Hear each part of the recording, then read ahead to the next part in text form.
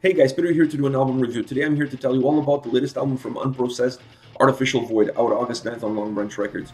The album has 12 tracks, 58 minutes in length, and for this German band, they are really able to put together a record that has djent and progressive metal all in one. It really combines those two styles, those two flavors, if you will, and they put out a really incredible, strong sounding, complex, multi-layered record.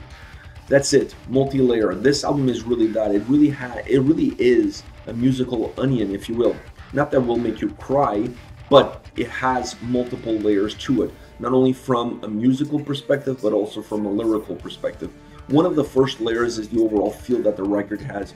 I really felt listening to this album that it had a sci-fi vibe to it, not only from the music, but also from the lyrics. Those two elements really represent what this album is about, and at least to me, it represented that theme that really plays its way through, that sci-fi theme all the way from the beginning all the way to the end. Lyrically, I felt the album was very complex.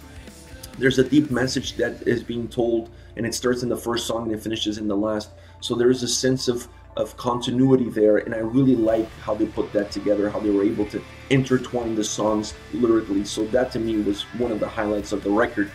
The music around those lyrics is not simple. Like I said, there's multiple layers. It's very complex, not only from a sound perspective, but from a structure and the way it's delivered to you. I really was able to look at some of the structures of the songs on this record and then at the overall structure of the record. And it really puzzled me that these guys really went outside the box. They really looked at creative ways to make creative songs without falling always into the same parameters that most songs tend to fall on. You know, verse, chorus, solo, chorus, song is over. No, they really went outside the box. They created different things. They were not afraid of using different elements, using different vocal styles, vocal layers, backing vocals in different spots, in spots that perhaps are out of the norm, having no set parameter in terms of how they were going to use them on the tracks. All of these things really creates an album that's very volatile, very dynamic, and that doesn't really have any boundaries. To me, the boundaries of this record were the boundaries of the imagination and creativity of the guys making the record, because it really doesn't feel like they looked at anything and felt that they had to fit within that norm. No, this record really doesn't do that. This record really allowed them to go anywhere they wanted to go with their sound, with their music, and that to me is really well represented all the way through this album.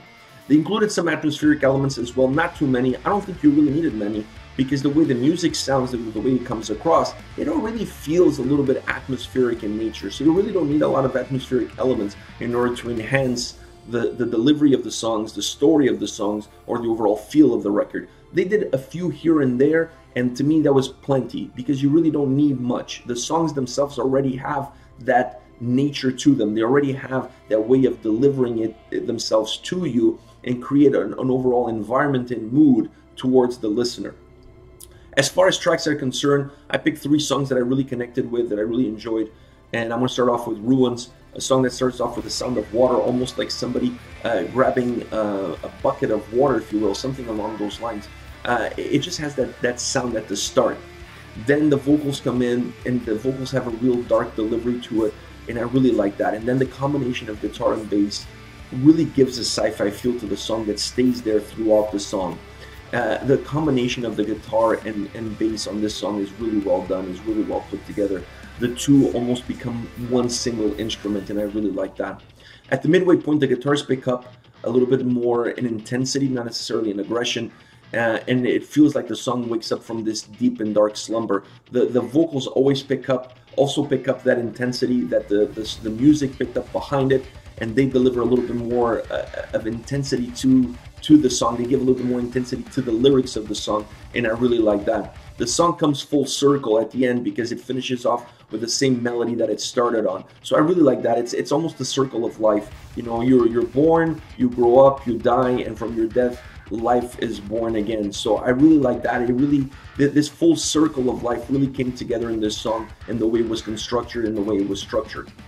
All right, next song is House of Waters. To me, this is a song that's really liberating. It has a great melody. It's a liberating track, and it's liberating not only from a song's perspective, but also where it's placed within the whole overall picture of the record.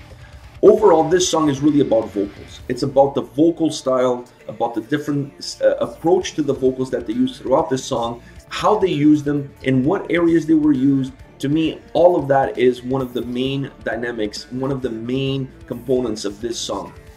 I really like the backing vocals. They really added an atmospheric element in certain points, specific all the way up to the first minute and a half of the song. I really like the nuance that it gave. It really gave something extra to the track.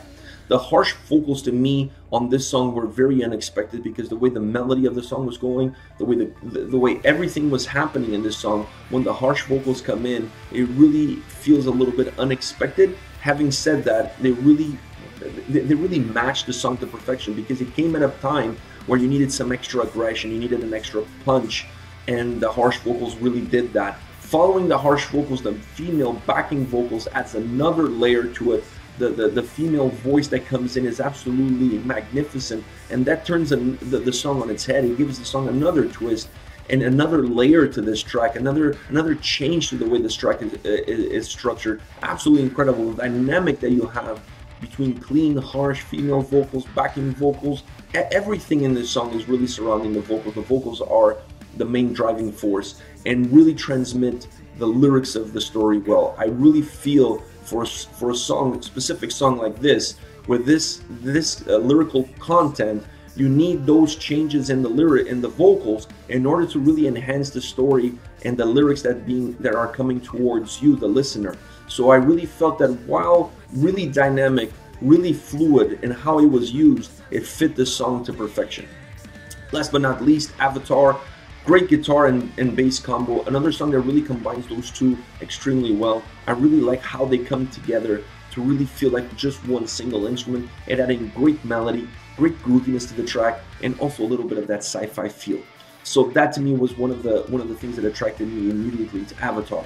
The harsh vocals gives the song a higher level of aggression right in the first verse of the song. It's how it starts off very bombastic from that perspective.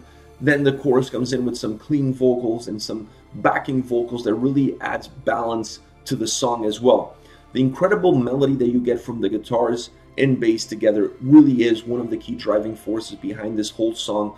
And then to have the song finish off with harsh vocals, because this is a song that doesn't, originally I felt that perhaps it was going to fall into the parameter of harsh vocals in the verses, clean vocals in the chorus, harsh vocals in the verses, clean vocals in the chorus. It didn't do that. It really went in a different direction. You had the bass guitar melody to set the bass line of the whole, to set the guideline, the structure of the whole song sound-wise, but then from a vocal perspective, the song was very dynamic with changes that are not necessarily within the norm.